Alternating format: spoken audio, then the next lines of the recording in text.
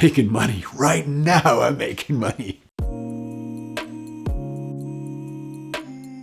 Hi guys, Father Columba. You're watching Columba. How to be a spiritual Midas. Don't know if you know the story of King Midas. He got this power where everything he touched, boop, turned to gold, which is amazing. And actually, that's maybe a bad example. Like he touched one of his kids and they just turned to a lump of gold.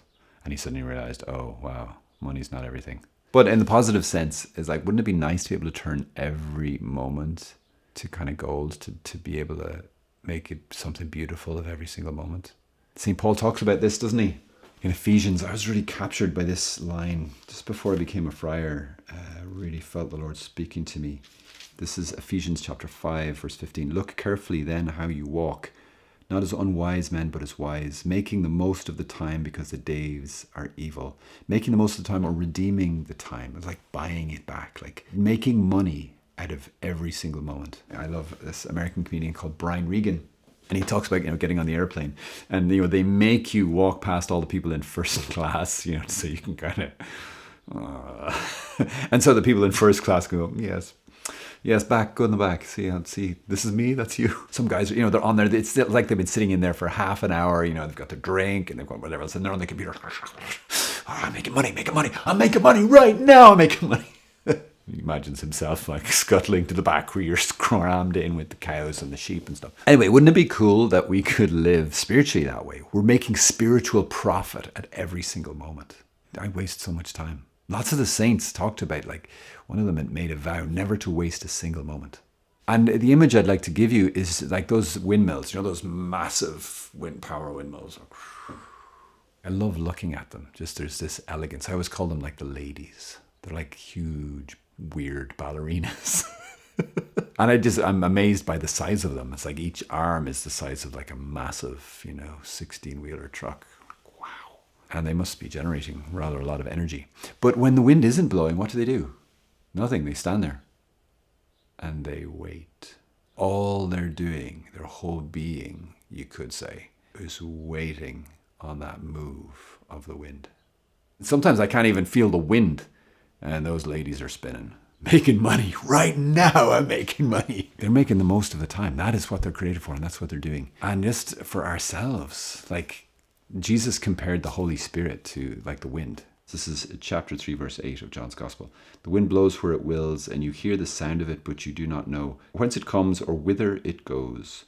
So it is with everyone who is born of the Spirit. So we are called to be like this, like the Holy Spirit, attentive to the Holy Spirit. Our whole life should be like this, being attentive to his movements so that we are moved by him. And there's lots of ways we can do this. I think the first step always is to be aware that this is actually something we're called to, that this is something that's possible. How do we live it? Well, firstly, it's to listen, isn't it? To remember that I'm created to be a spiritual windmill. I am created first and foremost to be in a relationship with God, to be attentive to his movements.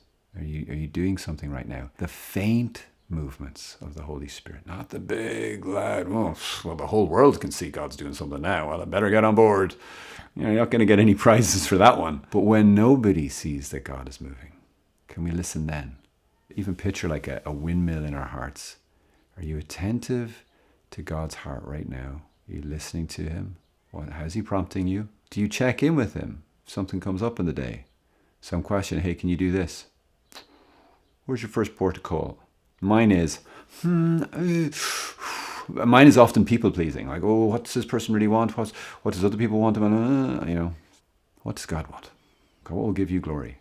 If you want it, I want it. To contemplate him. That's another way to make the most of the time. So you're driving in your car or you have a moment waiting for a bus or whatever it is. Picking up my phone. That's where we go, right? Oh, I've got a moment. Phone.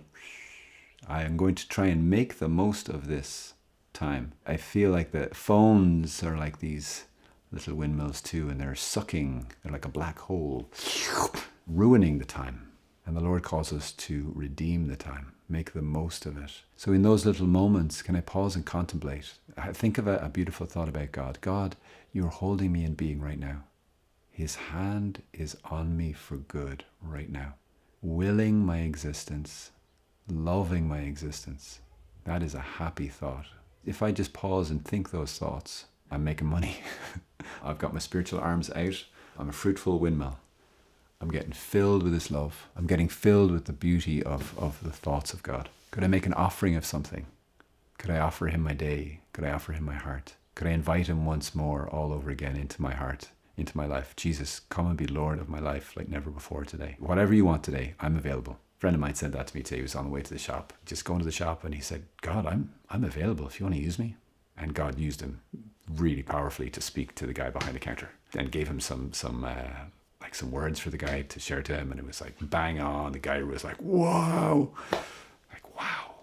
Like that's the kind of availability the Lord wants, to offer him something. My time, my availability, my talents, my heart, my mind, my suffering. I believe you can heal this. I believe you want to heal it. But before you do heal it, Lord, make good use of this thing that I'm in right now. As you used your own cross to save the whole world, surely you can use this. I unite my suffering to your suffering. Could I take this moment to love him? Could I take this moment to just contemplate a little bit and then just say, God, I love you. Making money, folks. God bless you.